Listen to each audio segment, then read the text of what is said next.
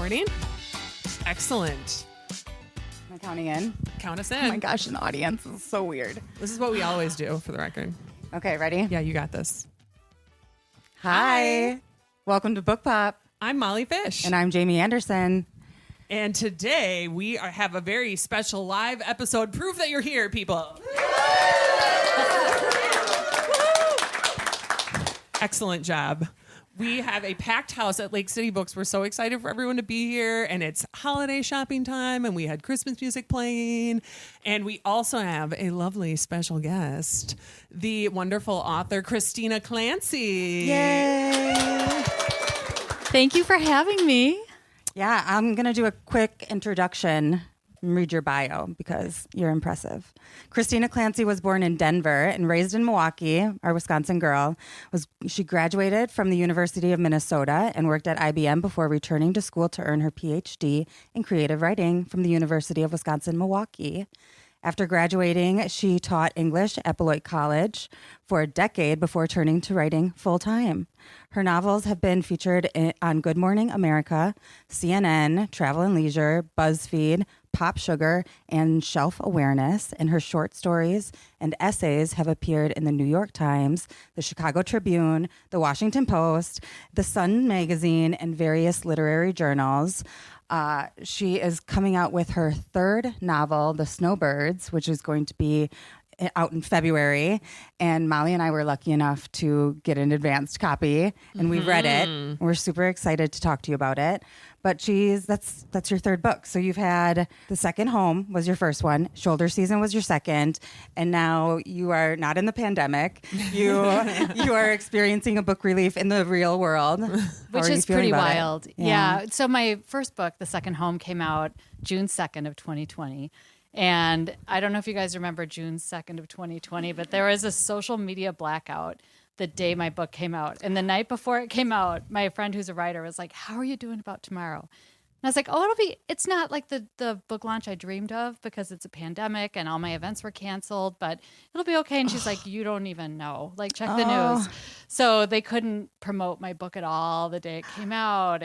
But it still got out there, you know, Yeah, people definitely. were reading during the pandemic. And then my second book still came out during the pandemic. I kind of wished I hadn't met my deadline because then it would have been out a little further out. But that was, in some ways, not having any events was interesting because it helped me meet with book clubs. You know, I do a lot of virtual events. So it was still a launch. It was it was not this. And so I appreciate everyone being here today and people who come to author events. They're so much fun. I don't know why more people don't go to author events. They're so much fun. I never regret it. Yeah, same. I agree. Do you have exciting plans for your Snowbirds tour that you want to share? Well, it's going to be like a tour. Yeah. I'm going to be busy and Nationwide, right? pretty much mostly from the Midwest West. That's all you need. Oh, actually, but Who cares about the East Coast? all I need is Madison, really. You know. I'm starting out in Milwaukee at Boswell Books. Actually, at Tampa, and I'll be in Tampa at the end of January, and so they're having me at the Oxford Exchange. Which, if you've ever been to that store, it's absolutely gorgeous. It's almost as nice as Lake City Books. And Saying something. Nice plug. And Yeah. then I'll be at Boswell Books in Milwaukee, and then here at the Wisconsin Book Festival on February 5th. And then I head to Palm Springs for their big book festival that they're having, a readers festival. Then St. Louis, then Chicago, then San Diego, and Los Angeles, and then a bunch of Midwestern events, again in Chicago and Iowa. So I'm really excited. Wow. Do you have a plan for your first book tour for your third book? Are you going to bring anyone with you? Is the husband coming? I don't think my husband wants to really hear about my book all the time. That's fair. You That's know, fair. he's so supportive. He's awesome, but he's just hears about it a lot. So Yeah, I think that's fair. he's fine, like hanging He's back like, go at talk to home. other people about your book. Yeah, maybe I'll bring my little dog Bunny with me. Some of you know Yeah. Bunny. She's kind of a celebrity on Instagram, or at least I like to think of her that way. Mm-hmm. But yeah, so and I'm just gonna wear pink all the time because That is a good plan. I have an amazing book cover. If you Google the cover, it's like truly the cover of my dreams, and it's very pink. And so if you come to my events, wear pink. And Oh, I love that. yeah. Leaning into it with the palm pink sweater right now. If anyone hasn't seen her socks, you could ask to see those later. They're on theme. It's a good excuse to buy clothes. And then my husband's always like, oh, for your tour. Well, do you want to give us a little synopsis of the Snowbirds? Yeah, we've been talking about the Snowbirds on the podcast for like the last 4 episodes, so I feel like we should give you a chance to talk about the Snowbirds. You guys are so great, by the way. Thank you. So the Snowbirds started out when we spent a lot of time in Palm Springs, and during the winter of 2020, during COVID, we were there for an extended period of time, and while we were there, we met this guy who went missing in the mountains, in the San Jacinto Mountains in Palm Springs. Which seems so crazy because if you've ever been to Palm Springs, it's so idyllic when you're in the city of Palm Springs. It feels like you're in a Disney movie. It's like it's Technicolor colors and everyone's having a good time and drinking Aperol spritzes. And it's hard to imagine that just beyond where you can see like those mountains that are so pretty that there's so much danger. And so Roger was missing for 3 days and we weren't there when he went missing, but we heard all about it and how his friend Gord, who'd gone hiking with him, came back alone.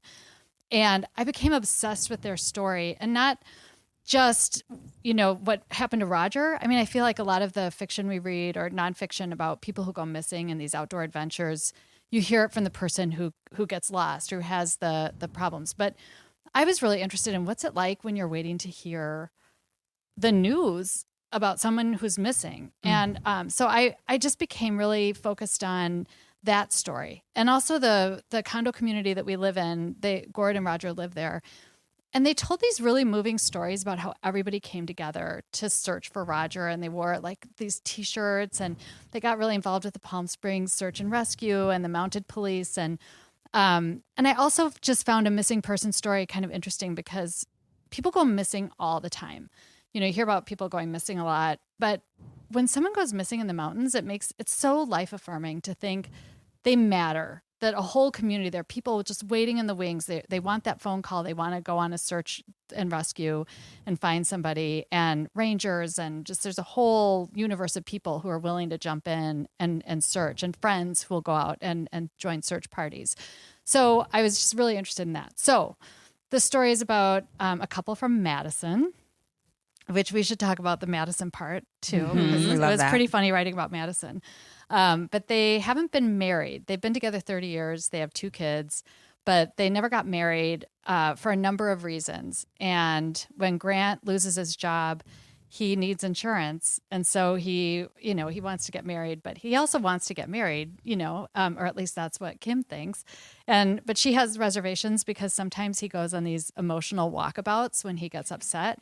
And it's only happened a few times, but it sticks in your brain, when somebody does something like that. It makes you insecure in your relationship. So Kim's not sure. So they have an opportunity to spend the winter in Palm Springs. Kim's ex-husband is gay and he has a condo there and he offers to let them use it. And she just figures, well, we'll figure all this out. And they get in an argument. And the next day, Grant goes on a hike and he doesn't come back. And she doesn't know if he's actually lost in the mountains or if he's left her. So that's the story. Good setup. Available for pre-order right now. Yeah. Right up there. Ben will help you with the pre-orders after we finish. So you're talking about this real life story that inspired you. You also are a Madison Palm Springs snowbird. I feel like there's a lot of your life in this book. There is and there isn't. It's hard. Draw the lines for us. Right. I always want others to be like, tell me exactly. What is it? Yeah. Well, I don't really personally read a lot of autofiction, and I don't write autofiction. So for those of you who don't know what autofiction is, it's fiction that's really biographical, but it's kind of under this thin veil of fiction, where people just modify the names and the situation enough so that you might not be able to implicate people. But I really wanted to make up a story. So even though a lot of it was drawn from my experience going from Madison to Palm Springs, which is so interesting. Like there's such different cultures, and it's been personally really interesting for me to explore this other side of my personality when I'm in Palm Springs, and then come here and you just feel like do you ever have those dreams where you think you have an extra room or you dream you have an extra room in your house that you didn't know was there, and it's so exciting? I feel like going to Palm Springs is like that extra room in my personality. Like it's this place I can go that's just a little bit more, you know. But anyway, so I didn't want to write so much about about me. I mean, first of all, I don't think I'm that interesting. And secondly, my editor said she really would love a story that's about a marriage. And I'm married, and I don't, it's really hard to imagine a marriage to somebody who's not your husband. So I would go to dinner parties and I was like, you know, I needed trouble, right? And I was like, so what's going on in people's marriages? Like, and I had a couple of rules for myself. I was like, I'm not going to write an affair story. I just feel like even though I do actually find affair stories interesting, I was like, I'm not going to write about an affair. And then, although maybe there's an affair. I mean, I don't want to ruin anything in the book. Good point. No spoilers. And I also wanted to write about someone who's kind of a normal person because I just wanted the reader to feel like, well, this could happen to anyone, you know, like I wanted somebody who's kind of flawed and not perfect and, you know, insecure, maybe, you know, I just wanted her to be a real person. And so while I was inventing this, it just helped me to think of this couple as not ever having been married. Because I used to work at the University of Minnesota, and one of the professors there had been in a long distance relationship with his wife his partner was in California. And I was so baffled by that. But then when I was in academia, I realized there's a lot of relationships like that. And Grant, my character, is a professor at a small Midwestern college called College of the Mounds, which I'm very proud of that name. But it's oddly Midwest. It is. It's is. perfect. Yes. Yeah. You can picture it. Yeah. Yeah. It is not Beloit College. And even though I'm just saying it for the record, it actually, in my mind, like it kind of started out a little bit as Beloit College, but then it became very different. So anyway, so I really did make up things, and I really needed Grant to not be my husband. I needed him to be a totally different kind of guy. And he's like a lot of people I know. And the more I wrote his character, it's interesting when you write a character, like you just start breathing life into them, and then they start talking, and then they start saying more. And pretty soon they just have their own trajectory. So was it more maybe about using some of the places you're familiar with as a setting, but then creating fiction in those places? Yeah, absolutely. And I wanted to write about Palm Springs, which is really tricky because, you know, I just don't want people to think that I think of myself as the world's authority on Palm Springs, because I'm not. Like I didn't live there forever. I don't know all the history. You hear all the stories, you know, about Frank Sinatra and Dinah Shore and Howard Hughes and all these celebrities that live there. But I don't know it intimately, and I don't have a lot of insider knowledge. But I can write about what it's like to go to a place and learn about it. But then I do kind of worry sometimes that it's like a Frommer's guide in fiction. But if you ever do go to Palm Springs, I just do think I hit all the major spots that I would love for everyone to know about. And people always ask me where to go in Palm Springs. So sorry if it gets Frommersy, but you know. I feel like I learned a lot about Palm Springs as a person who has never been there. I was like, this is an interesting, it goes from a place I know really well of Madison, and then I got to experience them experiencing Palm Springs for the first time. And I feel like you really did paint a picture of the culture and the places in an interesting way. And I think it's really your characters that kind of bring that out through her experiences, as she's like her ex-mother-in-law, and like you have very colorful people who are teaching her about Palm Springs. And yeah, great like side characters that are there that are planted and kind of like these that really enrich the story. Yeah, and some of them are inspired by people that I kind of know, or like they're like amalgams of people that are like the types of characters that I meet there. Melody Underwood is her ex-mother-in-law, and she lives in this place called Smoke Tree Ranch, which is it's where Walt Disney lived, and it's right near where our condo is, and it's very unusual. It's surrounded by fence, and it's this massive plot of land, and like people literally think there's a prison back there. Like they don't know it's in the middle of the desert. But I got to go back there and learn about Smoke Tree Ranch and the history. Cool. And so Melody became because she's older and she's spent all of her life in Palm Springs, she could be this spokesperson for what Palm Springs was like in the glory days. And, so she's Melody's my favorite character in the book. Like she's a great character. Yeah. I thought about rewriting the whole book with just Melody's perspective, but I was on deadline and there was just no way that was going to happen. No time. Yeah. Sequel? Spinoff? Yeah, I don't know. Yeah. I feel like she's seen some stuff, so there's something there for Oh sure. yeah, prequel is what it is. Oh, You do a prequel. prequel of her in the heyday in Palm Springs. Historical fiction. Here I come. I know. It's hopping genres. Right? We read the manuscript version that you The one with typos. Right. Well, exactly. We love getting those because it feels so raw and Yes. close to what the author. This It's is raw. what we read. Yes. Uncorrected bound manuscript. Uncorrected. Without is what it says right at the top. So we were curious. We were like, "Ooh, I wonder what's different," because the new book isn't out yet, so we can't go read that. So, But we do know that it has several less pages than this we one. were looking at page count is a little different, although that could just Could be be formatting. formatting. I think that's more formatting. Okay. It's not super different. There's there were the copy editors are amazing. You wouldn't believe what copy editors do. Yeah, this is what we want to know about. Some of this process. Yeah. Oh my gosh. So the first time, and I've had this with all my books. So your copy editor sends you their notes, but the first thing you get is I think they call it a style sheet. And they name every single character, what year they were born, all the defining characteristics of the different characters. They make a list, and my books are all very set in a place. So they make a list of all the places that you write about, which is really fun. I should actually publish that. I should post yeah. that somewhere so people want to know if their business is in it. I was for my first book, I was in Lisa's Pizza. They didn't know about the book, and so I brought a copy, and I was like, Anne works at Lisa's Pizza, and I feel like you're a landmark, and so I gave them a copy. But anyway, so they list all the places, and then the copy editor will go look at a Google map so that they can see, or satellite images to see the actual signs of the businesses, and they'll look at menus if it's a restaurant to see if you have JPs, they'll see did they use periods between the J and the P on the sign or on the menu. They'll call. They do all that. They follow everything. Wow. It's unbelievable. I have so much respect for copy editors. And then they'll note little inconsistencies, maybe a year is off, you say something happened then. But it's really a joy actually to get your notes back because you just realize somebody put so much hard work into something that you spent a lot of time on. Cool. How long was the editing process for Snowbirds? This editing process was interesting because I had just over a year to write it, which is, they should have a reality TV show with a bunch of writers trying to write a book in a year. And it was like it. Yeah. Yeah. And I started with just an idea, when I sold it, which is really unusual to not have a bunch of it written already. So there was a lot of work to just imagine the story and to go back and forth. So I had a lot more interaction with my editor on this book than I did on the other two. The other two were mostly more done, and then she would look at them.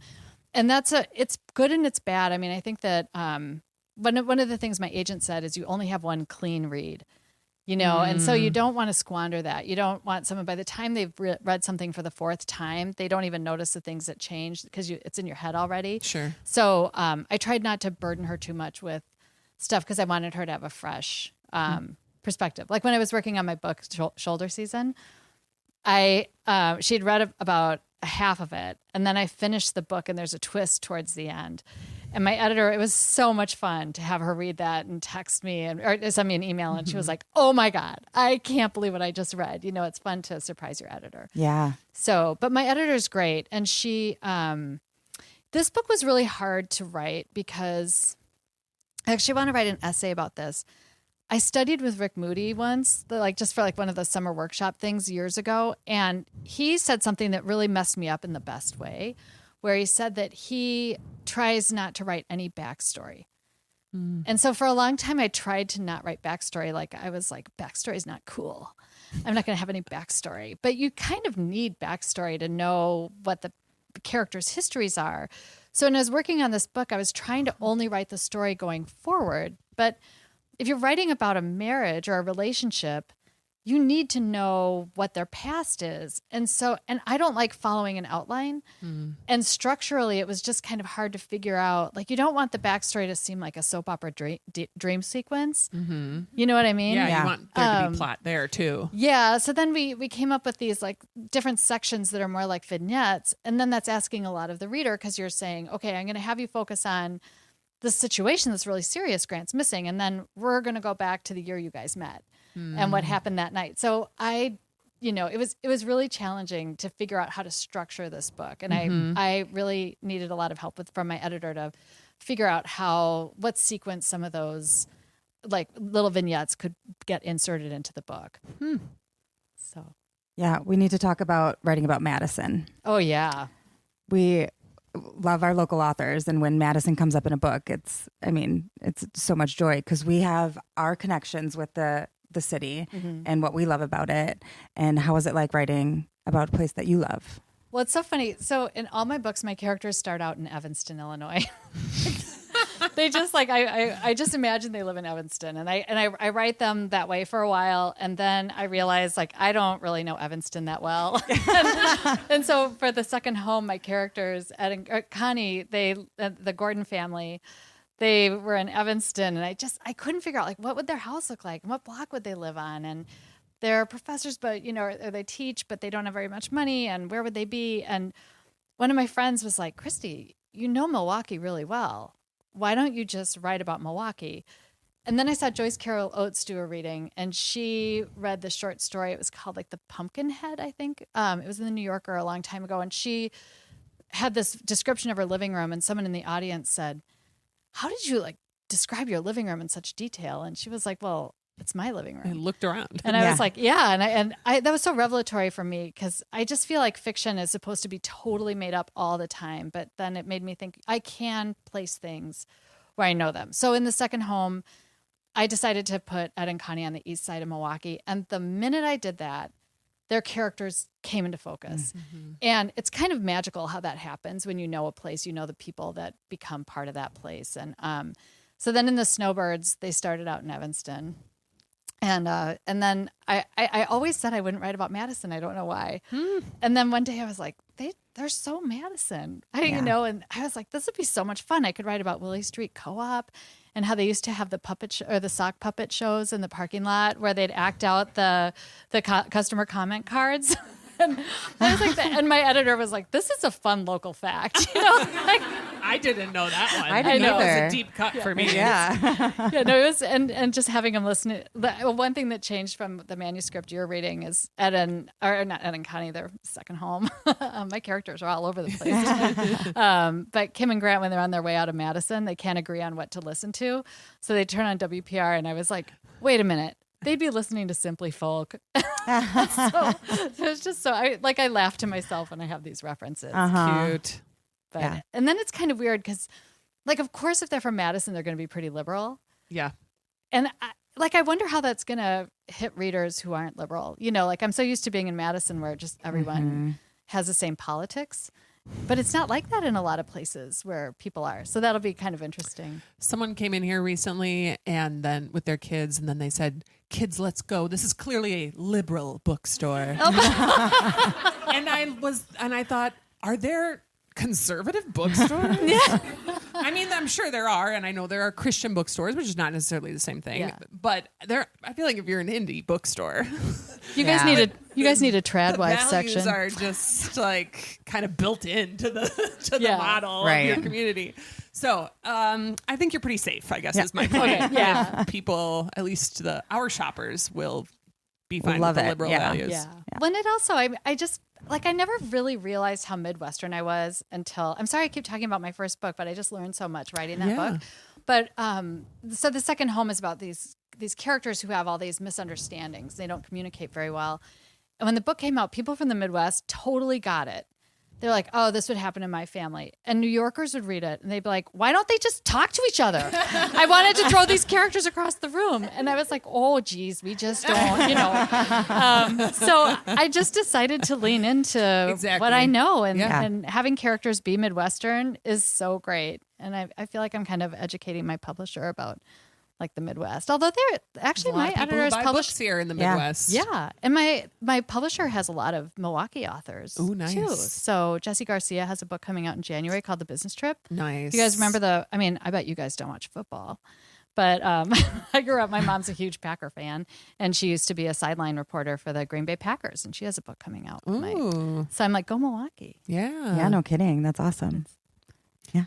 So we love talking about your book, all of your books. Yeah. We also, though, want to hear about your reading. Ooh. Because we love hearing what authors read.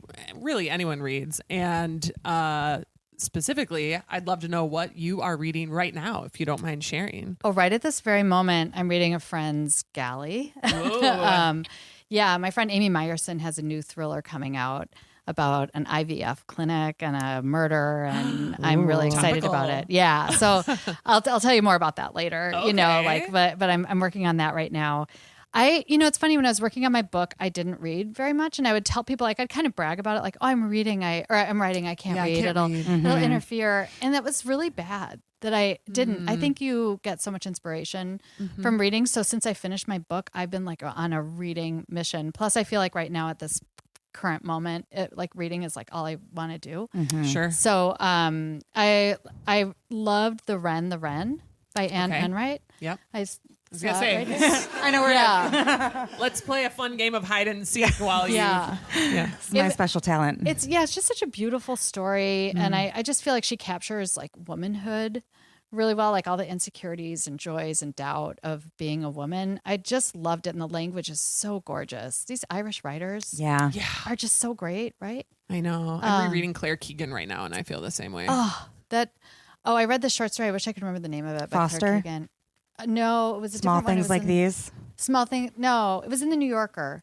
It was one of the fiction podcast stories. Ooh. And it was so, anyway, I shouldn't bring it up on your podcast when I can't remember the name. And everyone's going to be like, wait, There's what? also Antarctica, which is the short story collection. Yeah. She has a couple. Yeah. She's amazing. Yeah. Claire Keegan. I She mean, that's a is. great Christmas gift if you're looking for something to give to someone. Any Claire Keegan book is so great. And they're so good looking and giftable, and then they're each color themed, and Yeah. And I loved Martyr. It's Ooh, really yeah. great. I think that book really lives up to the Good hype. job.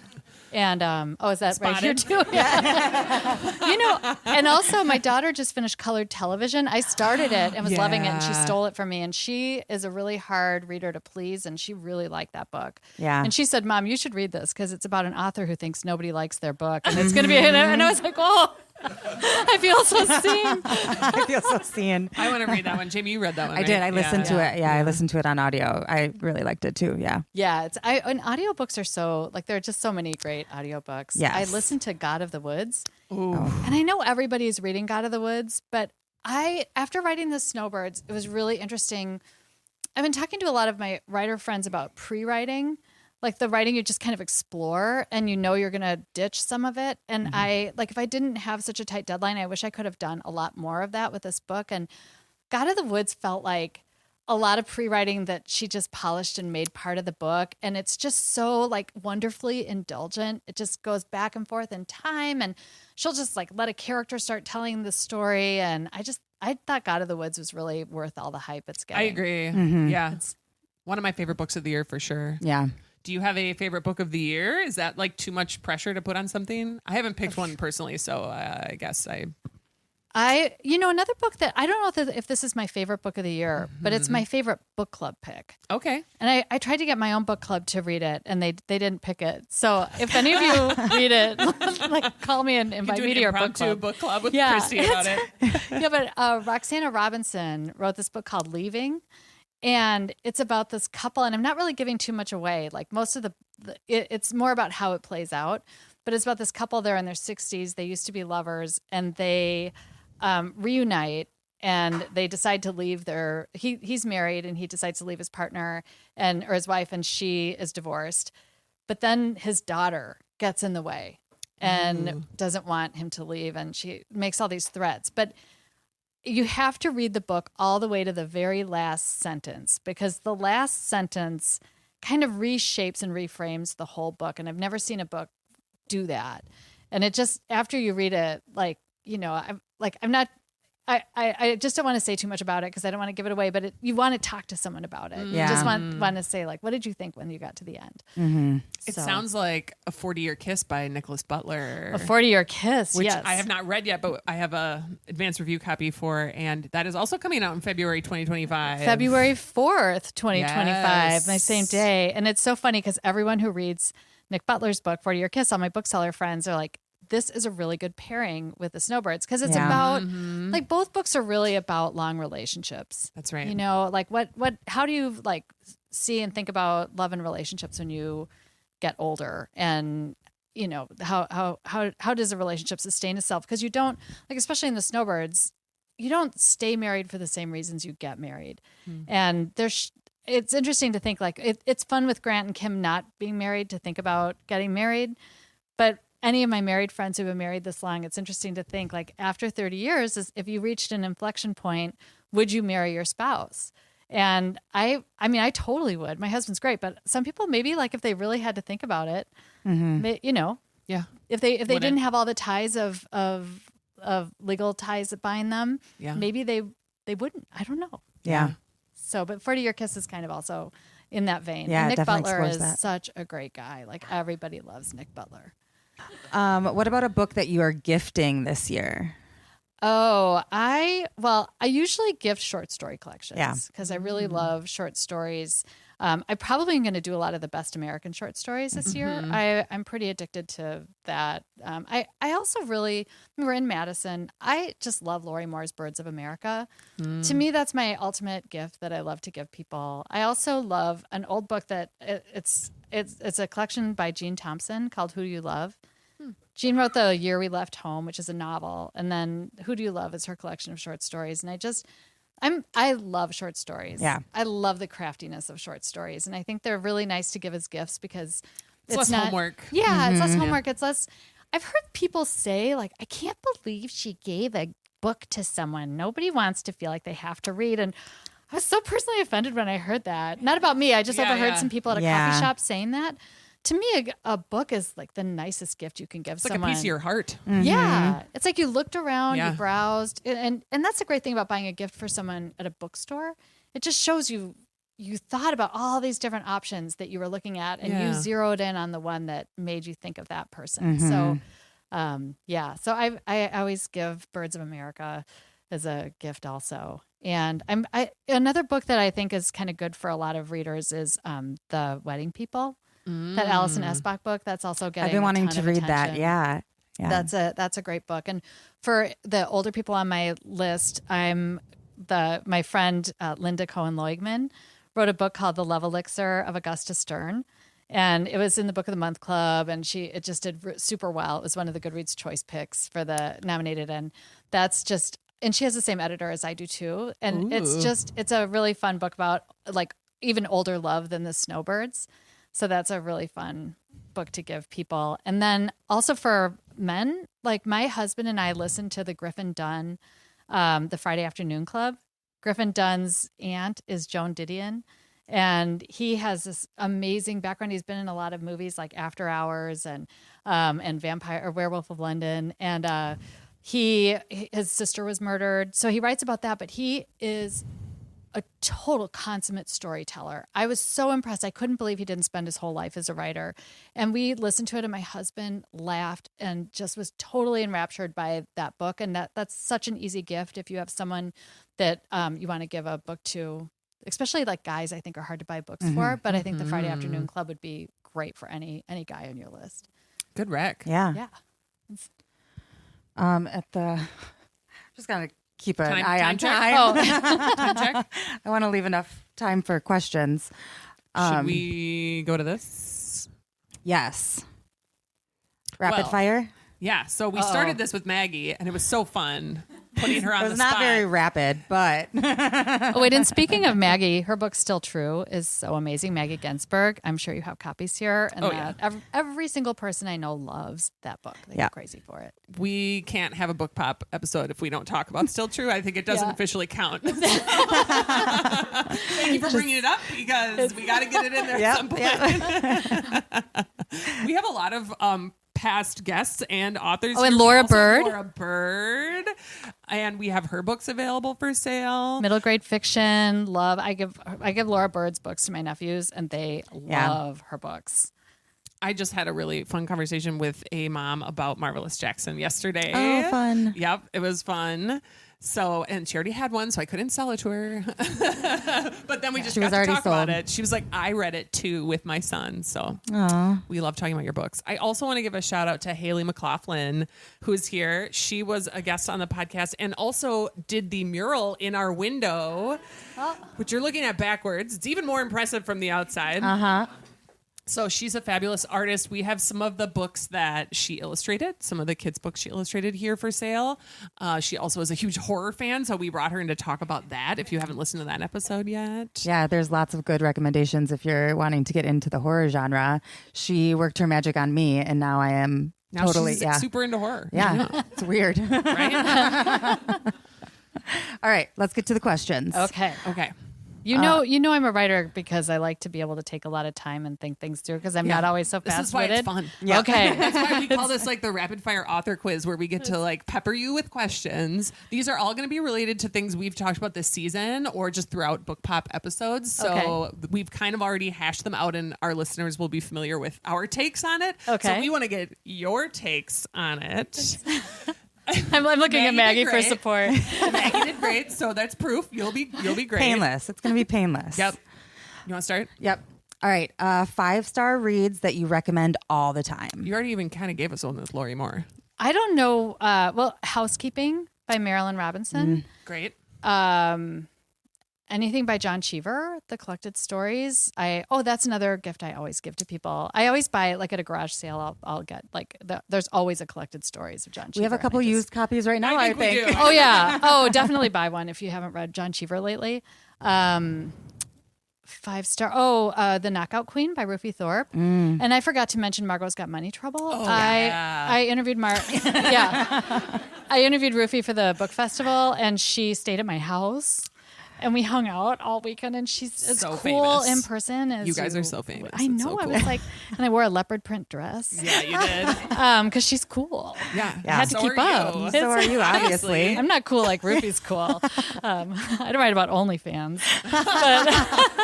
But the Knockout Queen is definitely a 5-star. Gosh, I have so many, and whenever people ask you for a book, it's it's like trying to remember a joke. Yeah. You know.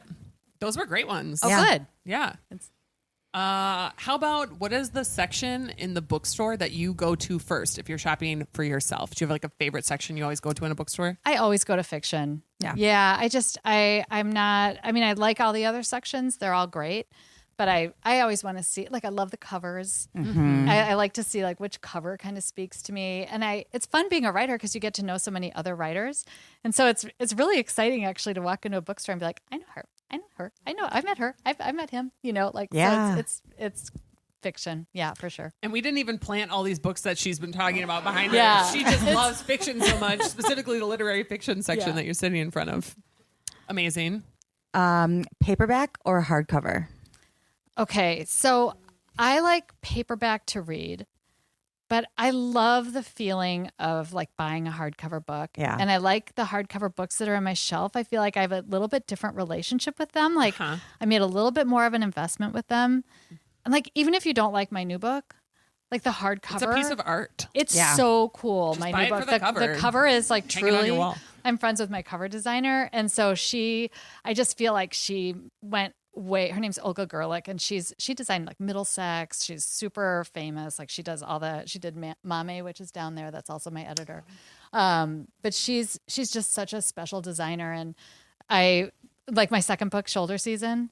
When she did the hardcover, it was really, it has a gritty feel. And the second home was really soft. It was more like a vellum. And I said, why do they feel different? And she said, oh, well, for Shoulder Season, I wanted it to feel like an old matchbook from a resort. Like that's the level of detail that cover designers put into books. So I always try to admire a cover with it deserves that kind of attention, Great call out. Yep, So you I go agree. for the covers. The covers are, they're fun, Yeah, aren't they? they're so fun. Yeah. There's a time and a place for both. Paperback and hardcover. Favorite place to read in the whole world? My couch. That's a good place. Yeah, with a fireplace on. Mm-hmm. I read a lot more in the winter, so I just feel like there's something really great about sitting on your couch with a fireplace. And I mean, I'm apologies to people who are allergic to cats, but like having a cat, like you're the toast, they're the melting butter. Like that's just such a good feeling. And then you have a book in your hands. Like there's just nothing better than that. So cute. I agree. Oh, and also airplanes. Oh, you like reading airplanes? I Okay. like finishing a book on an airplane. There's something really special about getting to the end and you're on an airplane and you're just in a totally different world and you look around and you want to tell everybody on the airplane, like, I finished. Don't you think the last couple of books or pages of a book are so much fun? Yes. Like you got there and you're like, even if you don't like the book, I'm like, wow, I just love it. I love getting to the end. Sometimes I get like the hangover though from it, where you're almost like slowing down at the end. You're like, oh, so I don't know if I can fully enjoy it because don't want it to end. Yeah. If it's a good book. Molly also gets plane sick, so she doesn't. I was going to say, reading on a plane, I can't read if I'm moving in any way. Oh, you're like everyone in my family. Yeah. That have that. Yeah. I have to just knock myself out with Dramamine. Oh, shoot. Well, I guess someday maybe you'll have Dramamine. We'll get some gin and Yeah. tonics. We'll go on a plane ride together and we'll finish Read a book. Great, Yeah. great. And then you'll throw up. You can read, I'll close my eyes and read. You can read to me. Oh, I might like be that. fun. Yeah. I like That's that. great. Yeah. Do you use a book tracking app? You mean like Like Goodreads? a reading tracking. Yeah. Yeah. No. I always know what I'm reading. You know, I don't really need to know. And like Goodreads for authors is not a good place to go. I agree. It's kind of a hellscape, you know, Uh-huh. like especially those people who are like 1 star. This cover didn't, you know, it was different than what the cover was promising or whatever. And you're like, you know, or there was a page that was bent or whatever. And I don't know. I try not to go near it. It's just not healthy. So for your own reading, do you like write do you have like journaling about what you read or any kind of notes, or you just No, I mean, let it wash over I'm you? kind of about books the way I'm about everything in life. Like it's just kind of a mess, and I just try to remember what I can, and you know, I respect that. Yeah. I don't use that's apps. great. Yeah, That's quite it's the a vibe. jumble. Yeah. All right. Anything else before we move to questions? Those were all our questions. Anything else you want to plug or mention? Oh boy, I'm gonna regret not thinking of a million things at 3 a.m. I'm gonna think, why didn't I mention all these things? But- Us too. Yeah. Yeah. I mean, honestly, I want to plug your podcast. It's so much fun. It's really great. And, you know, I think it's interesting with podcasts about books because there are a lot of bookstagrammers and there are a lot of podcasts. And sometimes I'll listen and I really love it when you can tell that the people who run the podcast actually read the books. You know, it's just they're not just promoting it because, you know, so I just think it's so cool that you guys read the books. You're really informed. And that's why going into a bookstore is so wonderful because if you go to Amazon, like they're just going to promote something that an algorithm is telling them is going to be successful. It's really insidious. And when people buy from Amazon, it just perpetuates a formula of books because they'll see that a certain kind of book sells really well. And then they keep pushing the books that have that exact same formula. And then readers will complain like everything I read is kind of like a formula. And it's because they're not asking booksellers about the other books that don't necessarily get that kind of attention. So that's why it's so great to listen to podcasts and to hear real booksellers and ask them what they like because it's not a machine. Yeah. What a great plug for Yeah, that indie was very bookstores nice. in general. Oh, yeah. And booksellers. We appreciate that. 'Cause that is, I think, why we wanted to do the podcast is so that we can provide some of that back end knowledge and just like share all these recommendations that we have kind of bubbling up within us and get them out to more people than we can just have in a single book club or, you know, that we can talk to day to day. So Yeah. Well, and I'm thank not just you. blowing smoke up your ass. Like, seriously, I love bookstores. I mean, you can do that too. Yeah. It's fine. Yeah, we're fine with No, but I really do try to support locals. I try to, when people ask me where to buy my book, like sometimes when you're selling a book with a big publisher, you have to direct them to these other sites. Yeah. But I really always want people to help support a local bookstore. And it's also so helpful. Like I hate asking people for pre-orders. It's so awkward. Like a book's not coming out for months and you're asking people to buy it. It matters to the publisher. Yeah. They see those numbers. And if those numbers are low, they might not push it. Like one of my friends had a 4th book coming out and she said, oh, I heard that they only got 300 pre-orders. And so their publisher backed away from it. And I don't know if that's true. It could just be totally anecdotal, Scary. but I'm like, I don't know if you know. Well, I think that is the plug to end on, which is that you should pre-order Yeah. the Snowbirds and that it will help Christy and it helps the bookstores. And you can do that tonight if you want. but I would love to open it up for questions. First, let's just give a big hand for Christy Clancy. Thanks for coming, you guys. All right, I'll come with the mic to whoever has a question. Well, hello. Stranger. And everybody watch the cord. Sorry. Hi. Hi. So the question I had, you talked about writing the characters, the main characters for Snowbirds, and how they just kind of had this life of their own and unfolded. And I was curious, when you're writing the book, did it just all come out in one big flow, or did you like go in sections and an outline and review things? Or how did it take shape? One big flow is like every writer's fantasy. That would be so great if it came out in one big flow. And then you flush. No, it kind of came out in bits and pieces. I mean, for me, all my books are very character based. So I really kind of try to start with the characters. With the Snowbirds, I had this scenario about about a character who goes missing. And so, which a lot of books are about missing people. And, but I also knew I wanted to write more about, like I was saying, about the people waiting to hear. So I had that kind of backbone for the story. But I just feel like as soon as I started knowing the characters better, they would start bossing me around and telling me where it should go. But it involved a lot of false starts. And sometimes I'd have to just write whole sections just in dialogue so that I could hear them talk more. And one thing I think a lot of writers don't understand when they're starting to write, when they write dialogue, is they think it's a call and response. But when you are writing dialogue, you're really pushing an agenda, and each person might have a different agenda. So you're not actually responding. It's like those conversations you have with someone right before they're about to break up with you when the relationship's weird, and like, how's your day?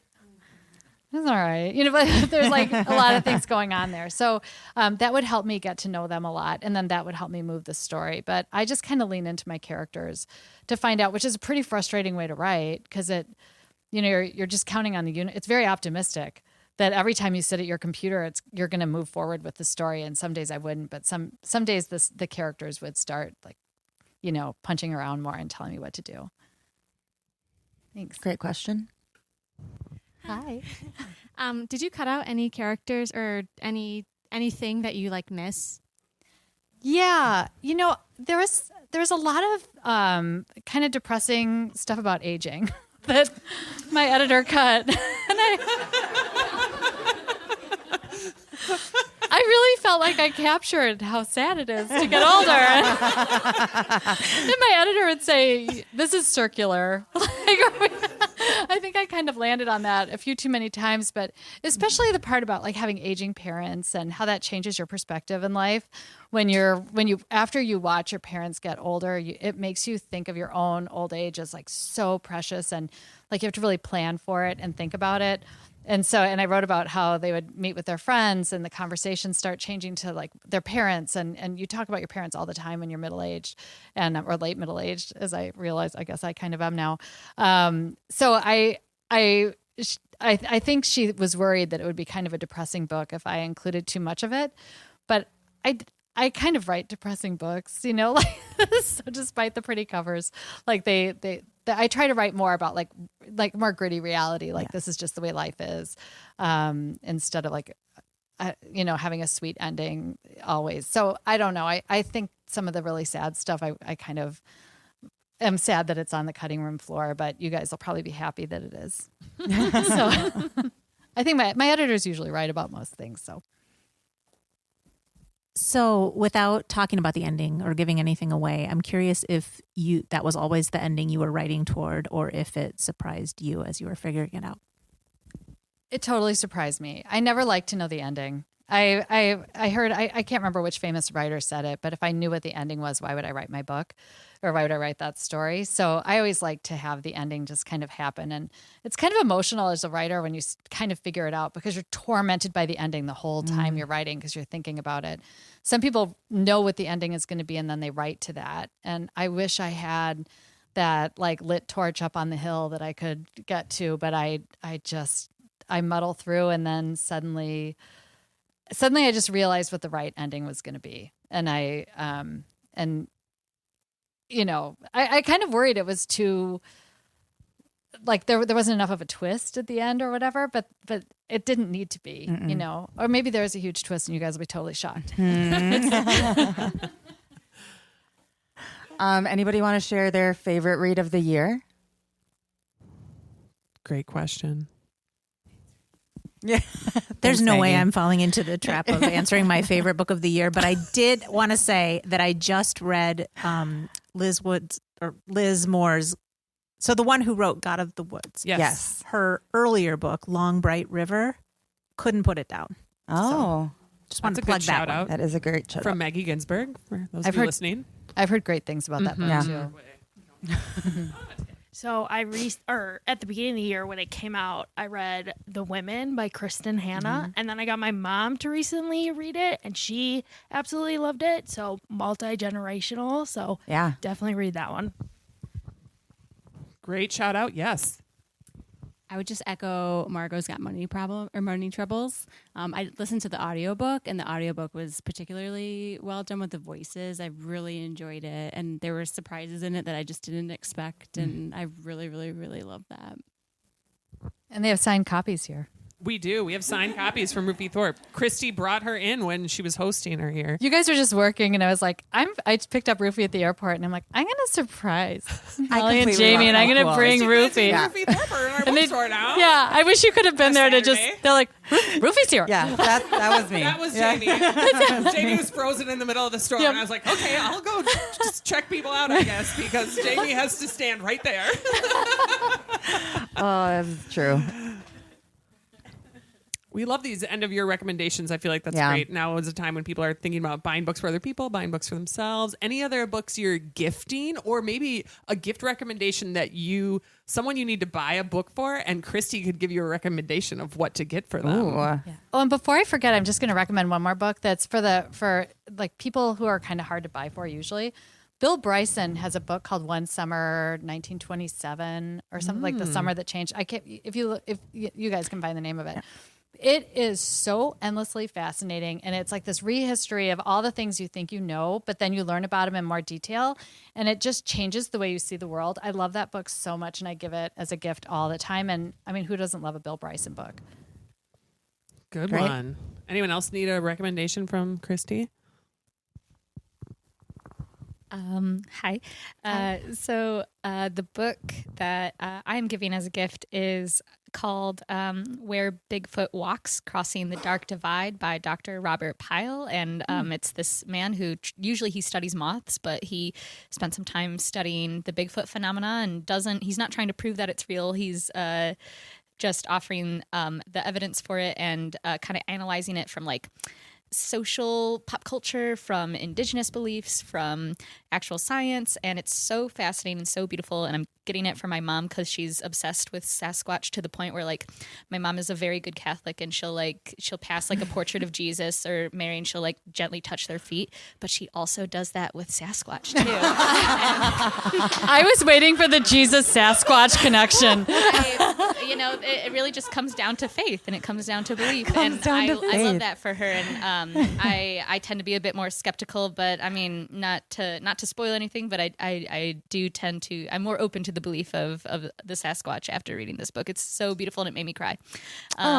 However, I suppose I would love a book recommendation for you. As Molly said, I'm very much into horror, and I'm trying to be brave and branch out into other areas. So aside from your reads, although I mean the idea of somebody going missing, that's kind of into thriller zone, and that piques my interest. So if you have anything that somebody who's normally used to like spooky, scary could go into for any sort of genre. You know, I mean, a book that I read that's spooky, scary, but also literary fiction that just jumps to my mind is Leave the World Behind by Roman Alan. It's very creepy. It's about this couple who they're with their kids, and they rent an Airbnb, and they start realizing like the whole world has just changed, but they're just finding out about it through the lens of like staying in this Airbnb and the people who are renting it to them. I have a lot of things that I've thought about with how that book ends, and I like if you read it,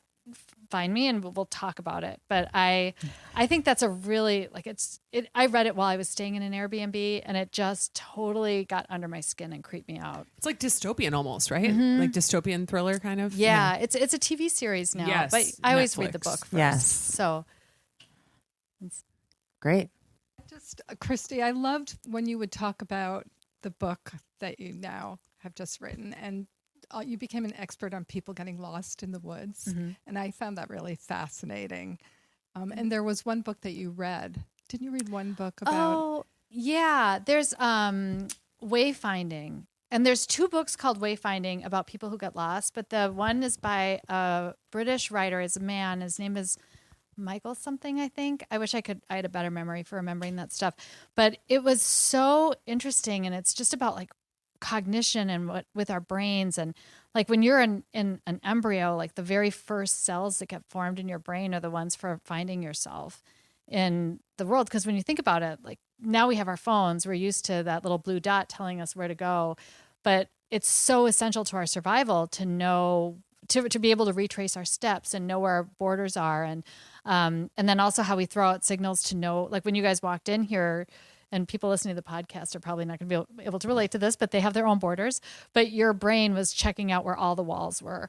Like you were figuring out where you were located to boundaries so that you wouldn't get lost. And I just found it so interesting. And I'll make a little plug for a book for you guys as booksellers, and also if you're interested in lost people stories. Amity Gage, who wrote one of my favorite books, The Sea Wife, which I just love that book. She has a new book coming out called Heartwood, and it's about someone who goes missing on the Appalachian Trail. I haven't read it yet, but everyone said it's amazing. She's such a good writer, and she's really pretty and nice. So anyway, but that's coming out, I think, in April or May. So that would be a good missing person book.